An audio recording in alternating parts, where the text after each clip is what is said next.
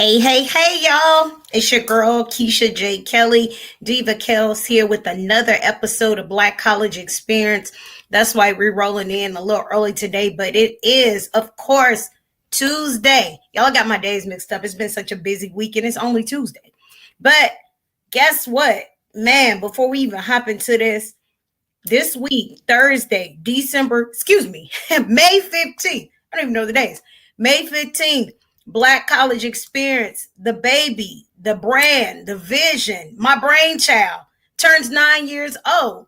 So on Thursday, make sure you send all the good vibes because the brainchild of Black College Experience is having a birthday. And yes, we're going to get it in. Making nine is not anything to sneeze at, but we do what we do. And I'm super excited to be in this place of all the stuff I put in. There's a lot of work, a lot of grind. I don't take anything that I do for granted, especially when it comes to athletics and when it comes to athletes, both male and female, in the HBCU space, in the Power Five space, no matter what it is, when it's in the pro space, I've covered it all. So I do not sneeze at what I do. And I'm thankful and I'm grateful to God every single day that I'm able to do what I love, no matter who I'm doing it with. But I'm in the circle to be around these athletes that bring me so much joy. Now, listen, this one today, I just say hometown. This hometown, because it's definitely old school. It's an old school thing to it. And look like I'm gonna see, it look like his device now. We're gonna see what's going on with the devices. We want to see if we can get him connected. But I'm from Huntsville. He's from Huntsville. This is old school. And so because I'm celebrating the birthday this week, we had to bring in somebody from hometown. And guess what? We brought in hometown. None other than, y'all think the weather trying to give me some fits? I think the weather trying to give me some fits. We brought in none other than Kenneth Darby. Listen, Kenneth Darby, again, like I said, is old school, but I'm not going to hold it up because I know he got stuff to do. I know he told me previously he has stuff to do. So I'm going to go ahead and bring him in and see what's going on with him. What's up, man? So we can't see your face. You don't want to see your face? I don't know what's going on with this stream, y'all.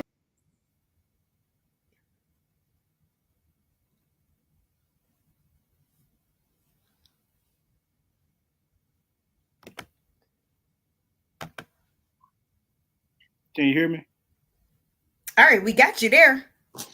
Why am I not able to connect with my camera? I'm going to keep playing around with this thing until it connects. All right, so as y'all can see, we got a faceless person that does not, at the bottom, it should say stop cam, start cam. I think that's what I'm going to have to do. I'm going to have to stop it and try to restart it, see what's going on. Okay. Let's see if that works. Okay.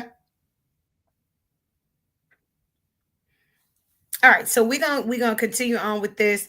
Like I said, we got an excellent, exciting show. Black College Experience is turning 9 this week. Man, it's been a lot of grind. If you all been following me since 2016, listen, it came on the cusp right up in May 15th. It came on the cusp right after my father got sick, right before my father got sick and transitioned in June of 2016. So right at that moment, I was building the momentum and then I had to stop. I had to pause because so much was going on. Even in the mix of that, I persevered. And even in the doubt, when so many people told me I couldn't, I shouldn't, or I wouldn't, I persevered. And in that course of time, so many great things have happened with Black College Experience. Black College Experience has awarded scholarships. Black College Experience has traveled around the world.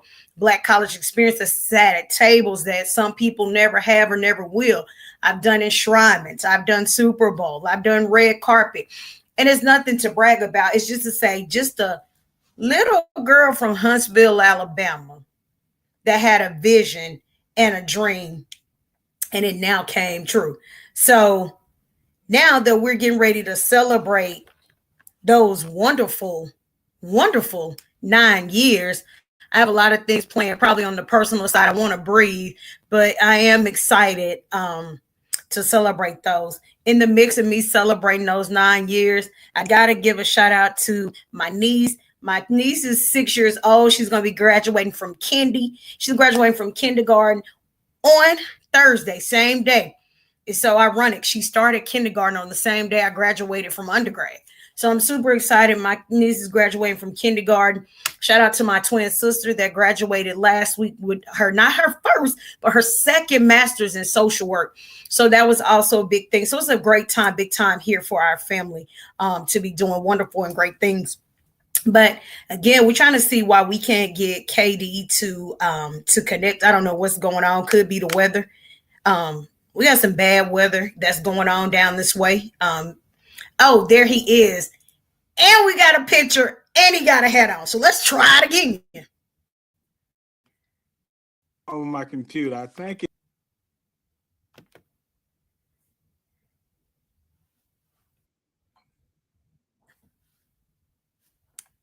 grew up friendly with prom, I guess. So I guess I just thug it out with the phone camera for now.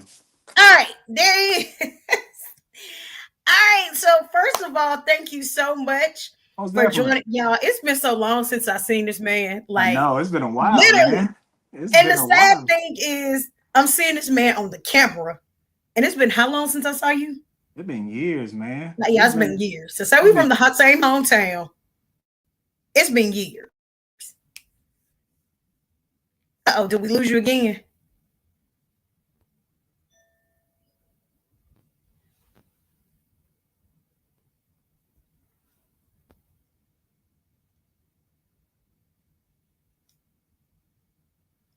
KD, did we lose you? Okay, we might have lost him again. I don't think he want us to be great. He don't want us to be great.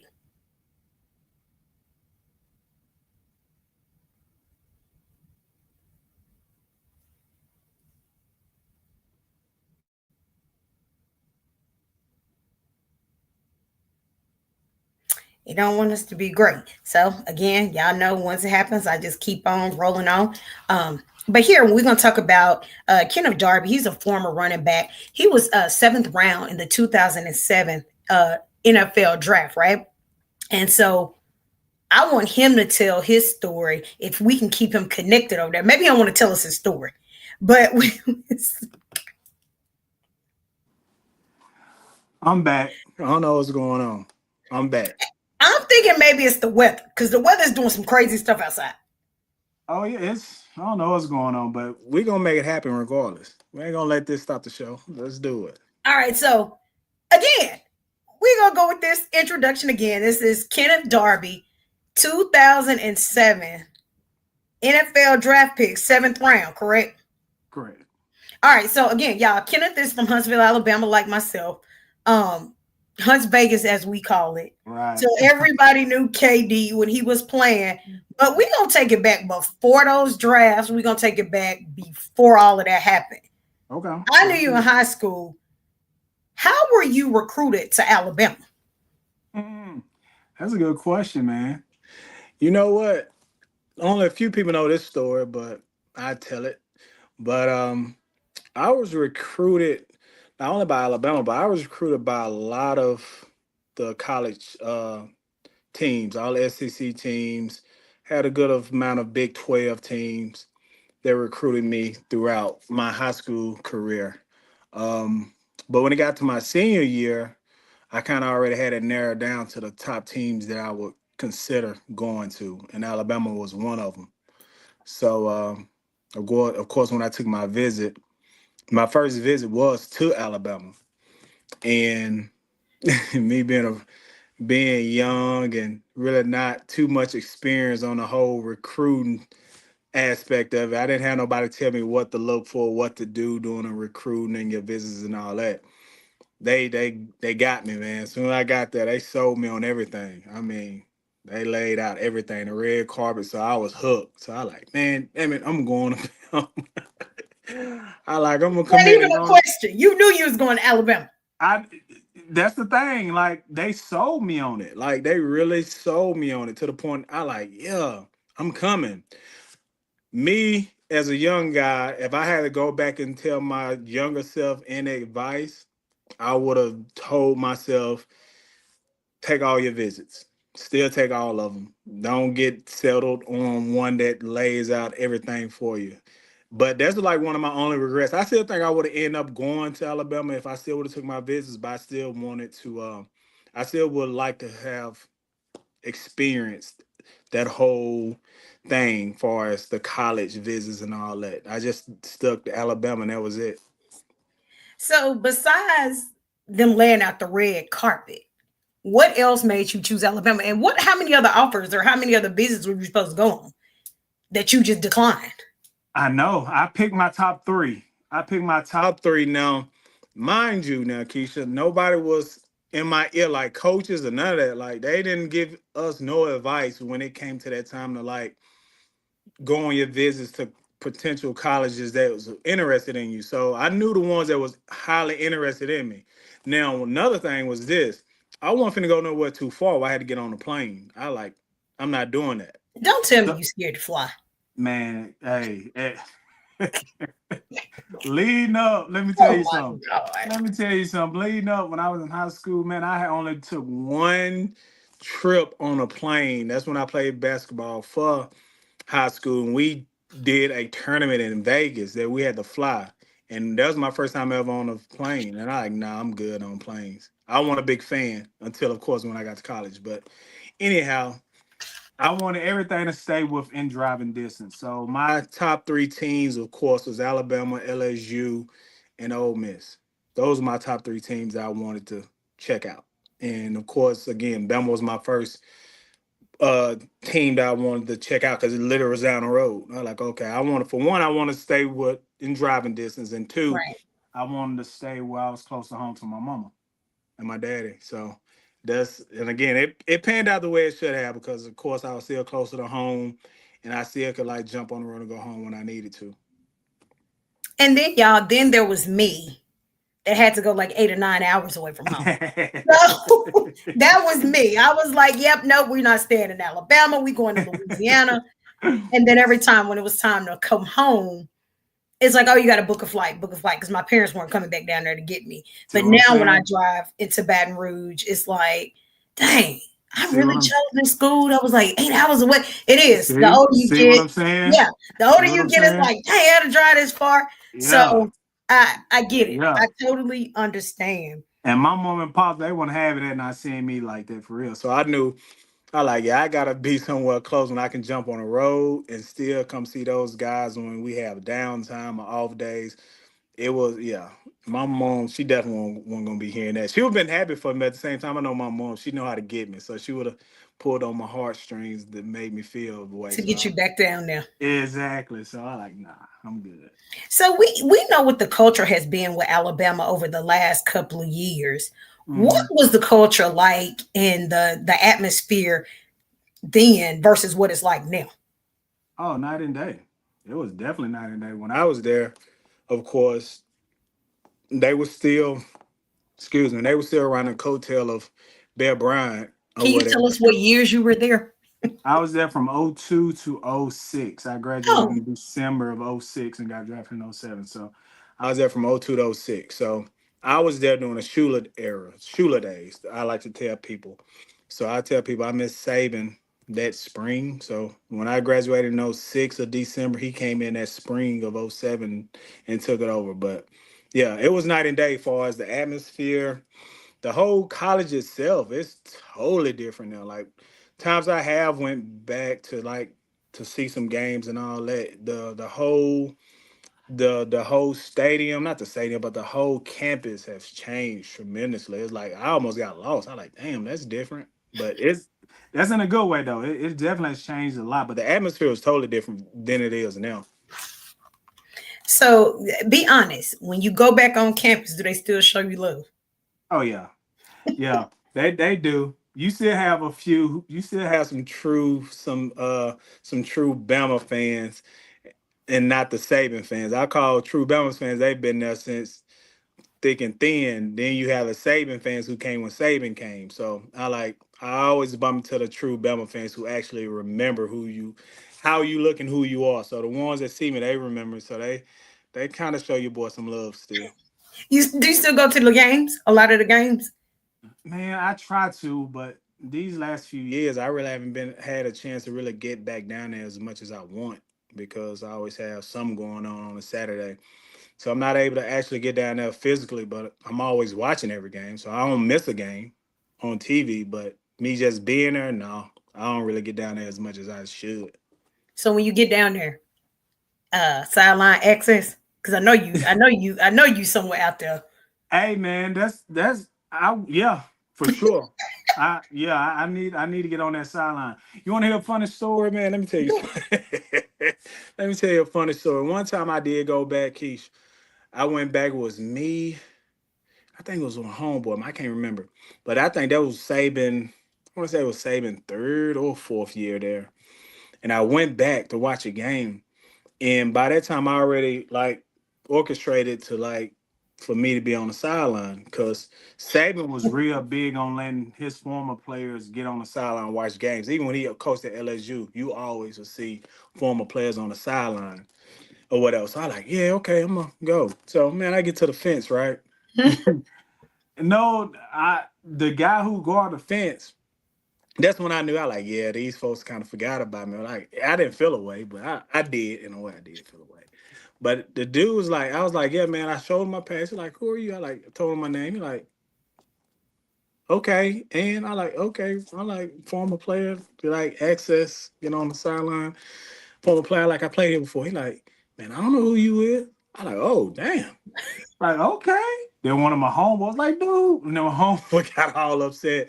But luckily enough, man, some of the security guards that knew me when I played there saw me and had to tell a dude. To that dude defense, he was new. He didn't know, but still, I like, damn, bro. It felt the way about that. Kind of like turned me off in a way. I'm like, okay, it's cool.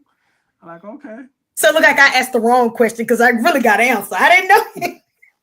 I know. I like, oh man. I like, dang, Oh y'all forgot about wow. me that quick. But it was all good. That was all love. No problem.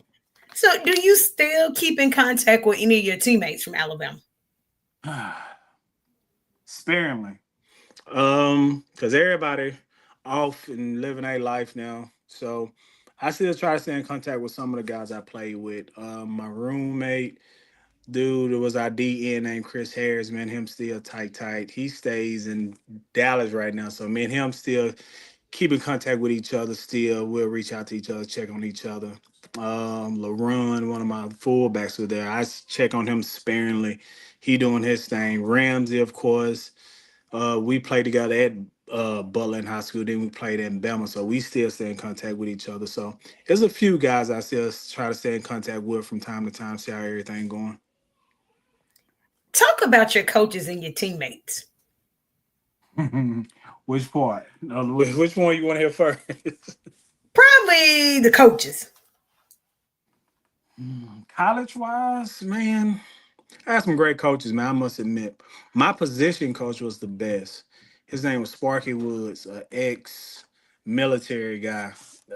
Sparky was Spark is kind of crazy. I ain't gonna lie, he was crazy. He was the only guy that actually leaned into me and some of the other running backs in the room and kind of like molded us and geared us towards how to be and how to carry ourselves on and off the field or whatever. Shula, on the other hand, love Shula, great coach. I always tell people this. I don't think he wasn't a head coach, not by far. He was a great position coach. Like he can relate and adapt to players and relate to players because of course he played at Alabama as well. And on top of that, he just didn't have that. When you think of head coach, you think of head coach getting up in your face when you're wrong and straighten you out. He didn't have that. Like he did, and when he did display it, he always followed it up with an apology. I like, bro, you had us and you lost us at the same time when you come back and apologize. So great coaches. My most memorable coach is my position coach, Sparky Woods. Great guy. Um, he just always laid everything out straight for us, and he kept it like 100 with us throughout the board, and I always appreciated that about Do you have a favorite teammate? him. To be honest with you, I really didn't, man. All of them, those guys, like how most you hear players like, yeah, those my brothers, like they my brothers. Right. Actually, those really was my brothers, man. Because like I said, we came up in that era where Bama, we was doing our thing, but it's not Bama like Bama is now. You know what I'm saying? So a lot of my guys that I roll with, even when I was in college, like my fullback LaRon, Ramsey from Huntsville too, who came there, like all those guys, we was kind of close knitted. Like most of the offensive guys were kind of hung tight with each other. Even on the defense side too. Like we was just a big family, man, to be honest with you. And like D'Amico Ryans and all those are like D'Amico Ryan, we called him coach because literally that was his name in college. Sure enough, he the dang on Houston, Texas head coach right now. Like that was his name in college was coach because he literally like was a coach even on the field. Like he was somebody coach, but real cool, like down to earth. Like we was like a big brotherhood, man. So I really don't have a favorite. All of them was my favorite because everybody was like we could all relate to each other in so many ways. Okay, so I'm gonna flip this because it's gonna flip in the end too. So I'm gonna All just right, throw a little curveball in there. So throw now, it of on. course, I'm a Southern University grad, right? I Okay, graduated from the only HBCU system. It's the only okay, HBCU system in the world. Nobody else has a system. Southern University is it. okay. Besides Alabama A&M, you can't use A&M and you can't say Alabama State. You Gotcha. could choose a HBCU. Which one would it be? Oh, that's a good one. Dang, that's a good one. Oh, you did that. Okay. If I had to choose one besides A&M, Or because Alabama State? Because for they in Alabama, Alabama. yeah, I probably went to Morehouse. So you'll be a Morehouse man. Probably would have went to Morehouse. Okay. So, all right, he would have been a Morehouse man. I'm sure Oh, Morehouse will appreciate that. probably. I probably would have. I don't know. I probably would have.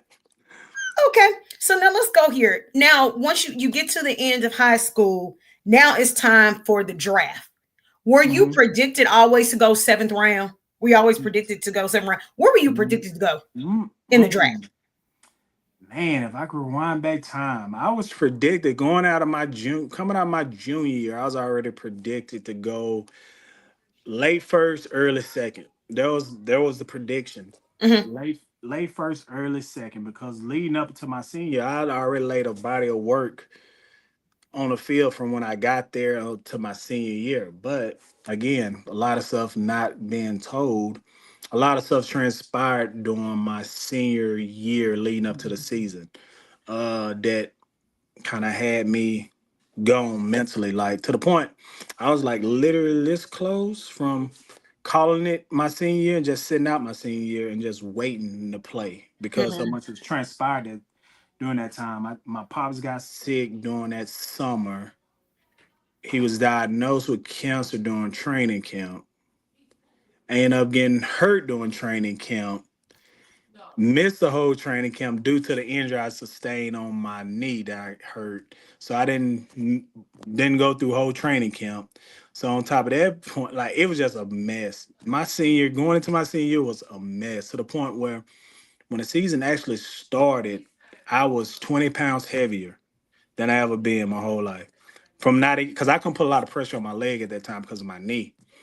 So I end up getting hurt during training camp, trying to go back and forth on the road to see my pops because he was sick at that time and diagnosed. And on top of that, trying to train and all that. So when season came around, Keisha, I think I was like at 220.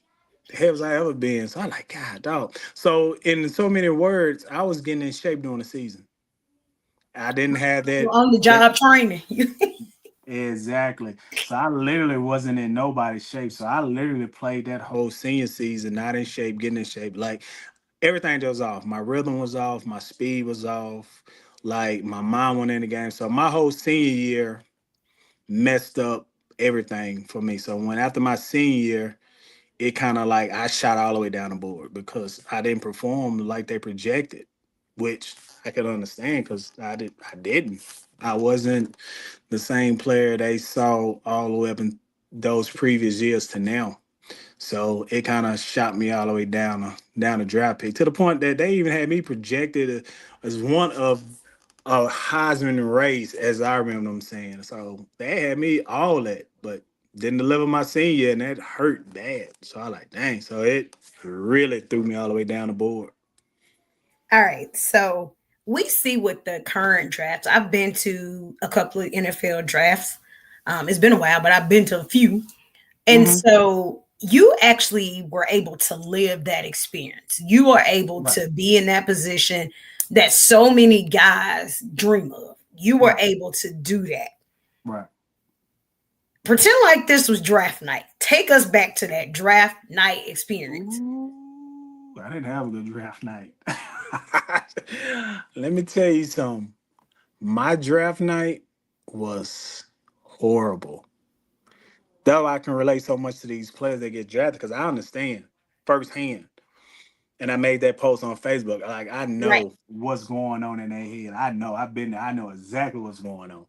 So my draft night was horrible for the simple fact I knew where I could have been. Like in my mind, I'm recalling a lot of stuff. Like, man, if I would have sat out my senior year and not played, even though I know I wasn't in shape, I wasn't that version of myself that I know I am when I'm on the field. I just should have sat out and just waited, but I played, hurt in the whole nine. What if I didn't do that? I probably would have been such and such. So leading into the draft, I kind of had a feeling. My agent already told me towards the end of football season. He like, yeah, man, you had a good year. It could have been better, but you have fallen down the draft a lot than what we expected. I like, yeah, I figured that much. So he like, I don't know exactly where you may land at this point. So when he said that, I'm like, oh shucks. So I'm like, okay. He like, man, just be ready for whatever. So in a way, I kind of had my mind set for okay. I know I ain't going late first or early second, so it may be in my mind. I'm thinking fourth round, maybe third or fourth round. That's what I'm thinking. Nah. First day came. Then that first day came. Back then, they did the draft in 2 days. They didn't go the whole week. Oh yeah. They Oh only yeah. did 2 days. Like that first day was rounds one through like four, I think. Yeah. Rounds one through four the first day. Then the second day you got four through seven. So the first day I didn't hear my name called. I like, oh man. So we now I'm nervous because I don't know where I'm going because my fullback ended up going before I did. Mm. That's when I knew something was going on. I like, oh man. So that's when I knew we had an issue. Then me stressing out. Like I just let it get to me. I didn't like I said, I could have handled it a lot better than what I did during the draft season. And again, around that time my pops went there. My pops had already passed. He passed during my senior year, like the last game of my senior year when we played Auburn. So he wasn't there. So I was stressing out over there because it was just a whole emotional wreck for me, man, draft day. And me going seven, it was very disappointing and disheartening to me at the same time. I like, man, I'm way better than this. Like they judged me off 1 year, like literally. Out of all the stuff I done up until now, y'all judged me off 1 year. So I was angry, I was hurt, and I was just confused. All three, because I didn't understand. So when they did call my name, when Temple called, it was like, hey man, we're gonna take you. We want you. I like, okay, let's do it. Like I was short on words with them. I like, okay, let's do it. I was just ready to go and work and show these folks, man, y'all missed out on a good thing. So when it happened, it happened. But at the same time, I think I could have handled that whole draft experience a lot better than what I did. Cause I was everywhere emotionally, head space, everything. It was just a mess. So looking back on this, it sounds like you're saying you should have sat out your senior year. Yeah, I think I should have. And I think it would have done me best to do that because at the end of because I wasn't good for my teammates at all. Be honest with you, I wasn't. I didn't have that burst. I just didn't have it. It wasn't there, and I knew why, and they knew why too. Though all my teammates and coaches knew what was going on. They knew I had an injury, and they also knew what was going on with my family as well. So everybody knew on the team. We didn't publicize it at all. We kept it in house, so nobody knew what was going on at all.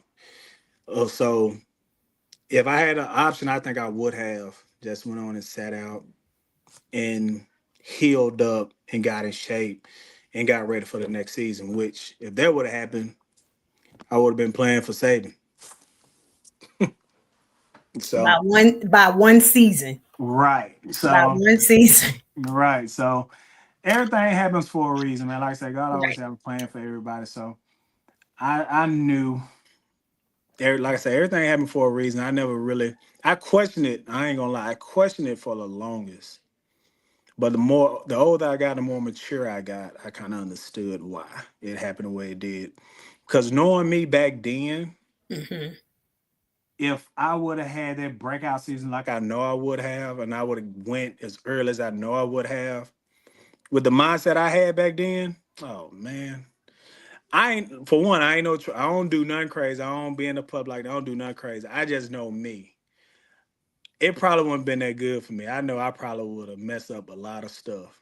So I think it was more so a humbling experience for me, if anything. Okay. So now that you've been drafted, you were short on words with the people. Right. You get you get out there, you're short on words with the people. Now it's time to grind.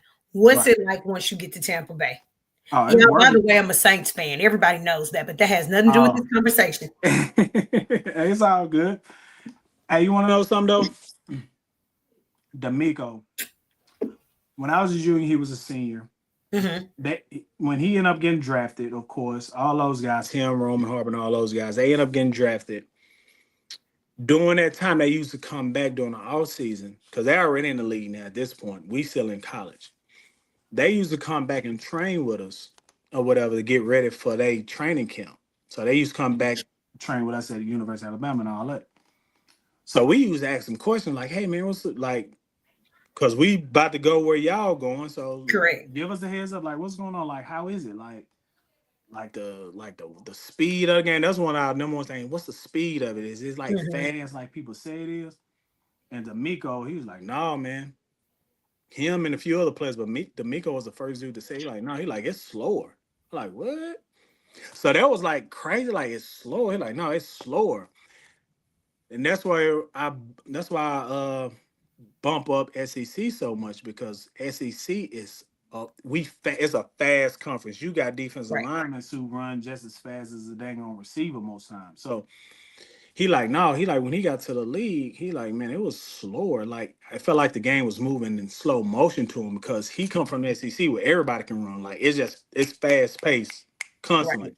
So that always stuck in my mind. That he like man, it was slower. So in my mind, like if you think it's slow, okay, let me see. So to answer your question, when I did get there, he was right. I felt like it moved slower. Like, cause now and I understood why he said that because in the SEC, when you're in college, you playing against guys around your same age. Right. When you get to pro, you playing against Ray Lewis and all them guys who a lot old, who up Right. there now. Yeah, so they not moving as fast as they did once before. Now they more intellectual. They more intelligent of the game now. It's not about physicality with them no more. It's all about mental with them now. And it did move slow to the point like, man, these dudes like you can run around these old dudes like it's nothing. But when I got there, it was ground time. Like I already knew what I had to do. I already studied the playbook and all that. So when I hit the field, it was just go time. I already knew what I had to get, what I had to accomplish. So it wasn't nothing for me not to do that. So, how long were you in Tampa Bay? I was in Tampa Bay for a year and some change. Then they traded your boy. And where did they trade you to? Man, that's a good question. That's another thing, man. That's NFL is nothing but a business. Correct. It's all business, man. Yep. And I learned all of that while I played. Um, it wasn't that the coaches didn't like me. Everybody loved me. The coaches loved me, but the numbers just didn't make sense for what they wanted. They already had a stellar running backs already.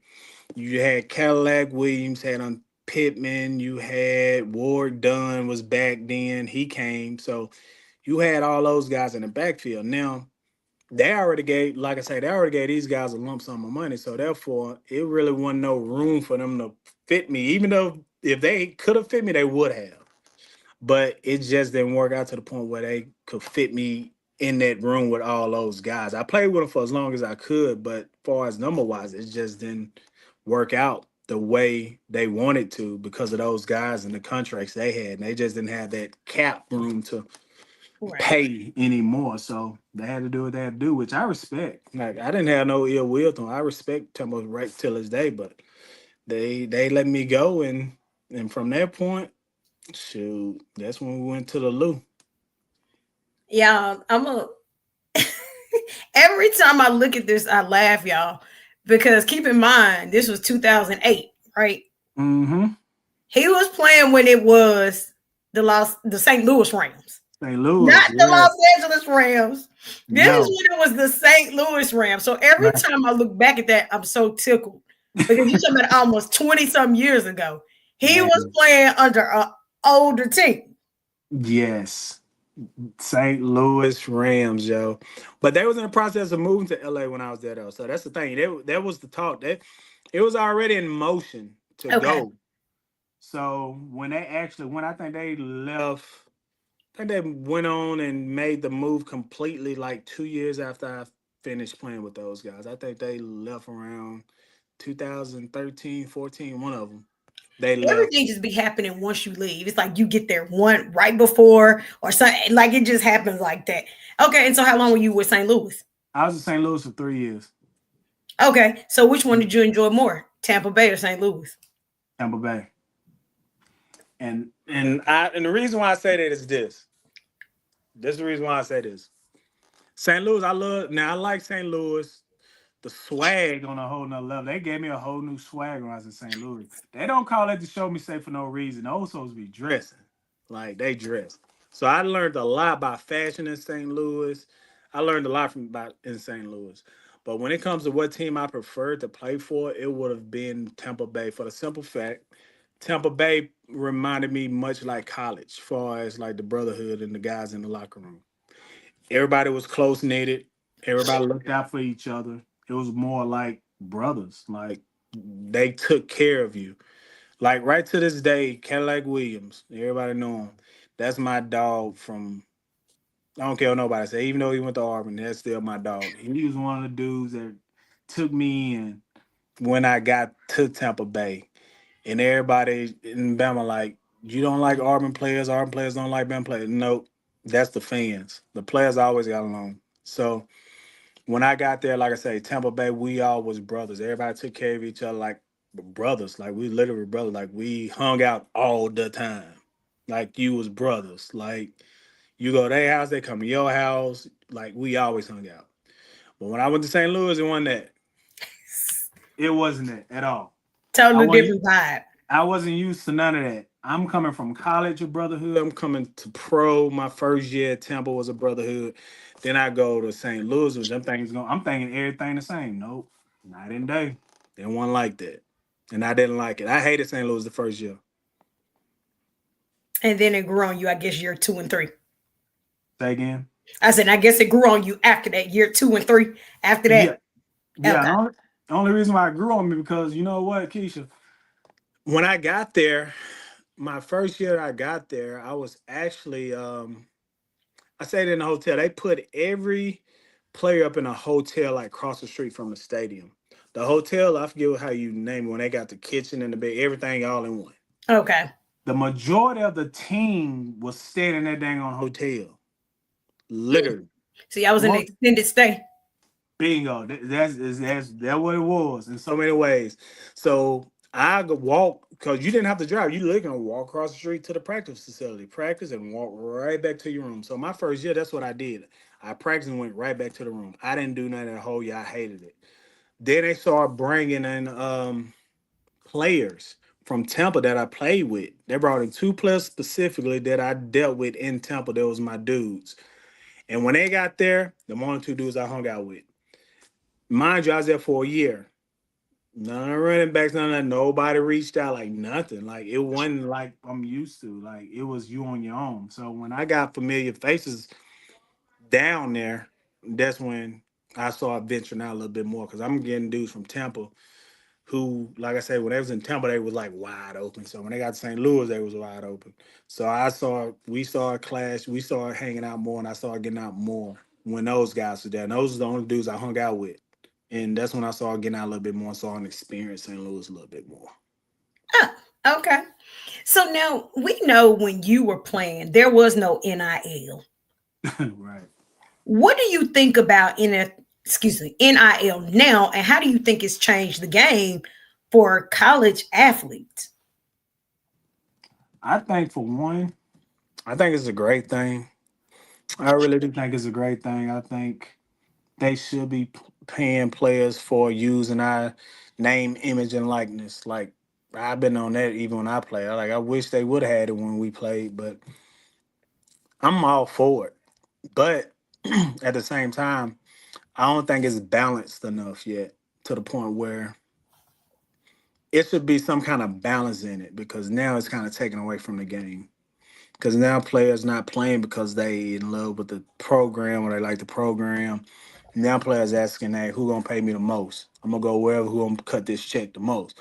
Like again, I get it, I really do get it, but the way they structuring it, I think it can be structured a little bit better than how they have it now, where it can still have its significance for the players, but at the same time not taking away from the game.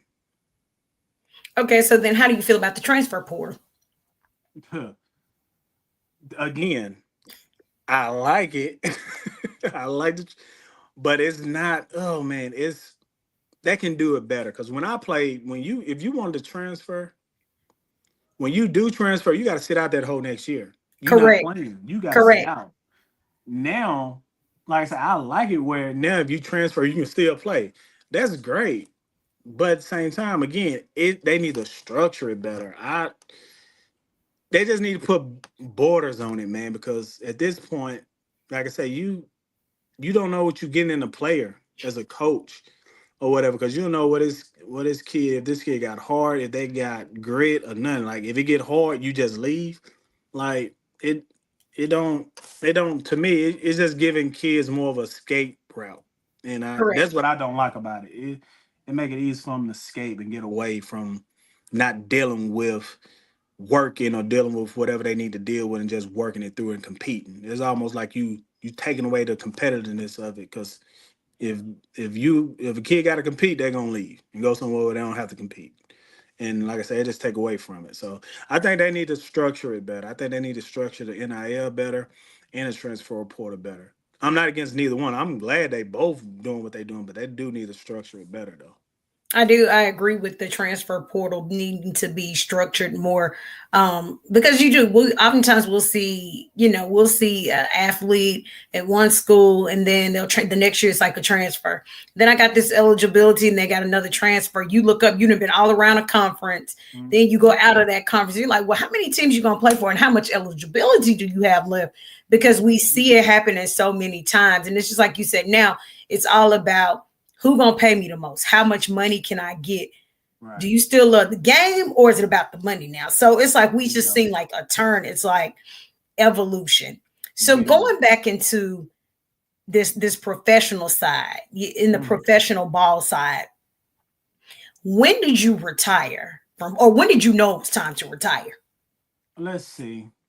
I hung it up around 2011. And the only reason why I hung it up around 2011 is What team were because you with then? St. Louis. Okay, so you're still saying this. Okay, I still was St. Louis. And the only reason why I hung it up then is for the simple fact, if you can recall, around 2010, it was a lockout. correct. NFL had a lockout. So a Yep. lot of the owners in the NFLPA, and the NFLPA is this NFL Players Association. The Players Association is like the players in the NFL attorneys, to make it simple for you. They try to to an agreement with all the NFL owners to establish better like contracts, Hmm. practice times, and all that type of stuff. A lot of stuff that was getting back from the players to the owners and to the owners to the Players Association. So I guess nobody was seeing eye to eye. And owners felt like they was paying the players way too much, which they were. like I said, I can agree with that because then you can pay a kid like 50 million to sign and they ain't played one snap. So I can understand that part. They felt like they was paying players way too much up front and they haven't proven themselves. That's one of the owners' arguments, and there's a whole bunch of mess. It's just a whole bunch of arguments going on. So therefore, nobody came to an agreement around the time that spring and all that was coming around, like spring training. So they locked the doors on us. Now, what hurt me at on that point is that during that time was my last year on my contract when all this happened. So my contract ended on 2000. Yeah, my contract ended on 2010. Mm. Meaning now, that's when the lockout happened. Now, that being said, Keisha, that's when I knew I was going to go into my second contract. Well, a lot of players work on is when they want to work on that second contract. You make it to your second contract, that's when they take care of you because you kind of already proven yourself. Hmm. So we gonna take care of you financially. Like we gonna give you something. So I was ready for it. Then that happened, which hurt. Like damn.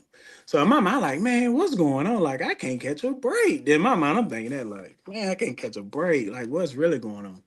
So okay, lockout was lifted.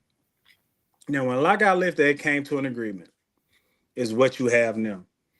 But the thing was, is all the guys that was free agents at that time. If you wasn't like a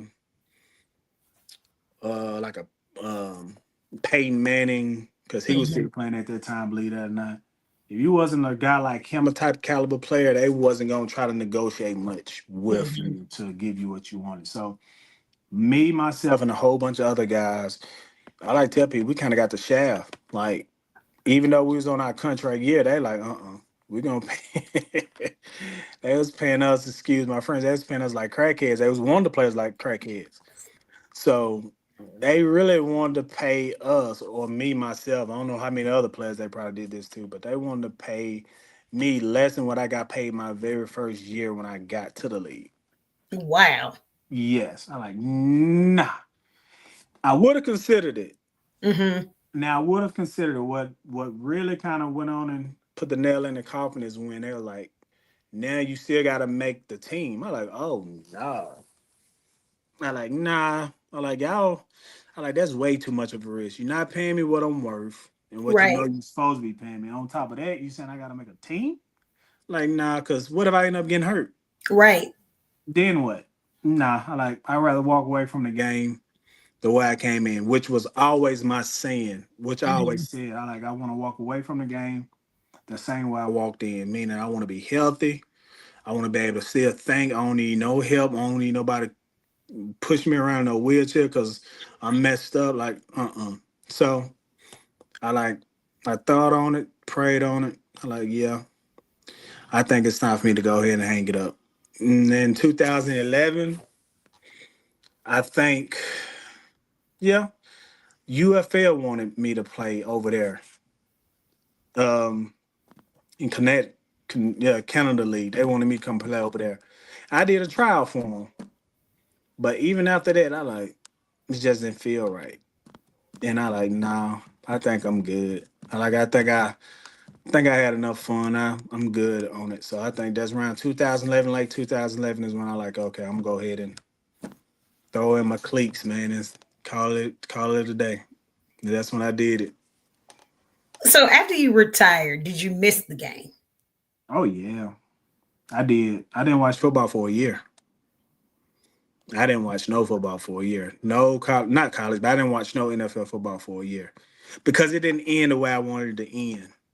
In my mind, I had an ending in my mind, like the way I was gonna Hmm. walk away from the game, and it didn't end that way. Like it kind of ended abruptly to the point, like, dang, it didn't end the way I wanted. I was still kind of salty about it too. Hmm. So I was like, So I didn't watch it for a year, and I just watched college football. Okay, so before we wrap this up, Mister, I walked away from the game and I had no feelings to it. Tell us about life after the game.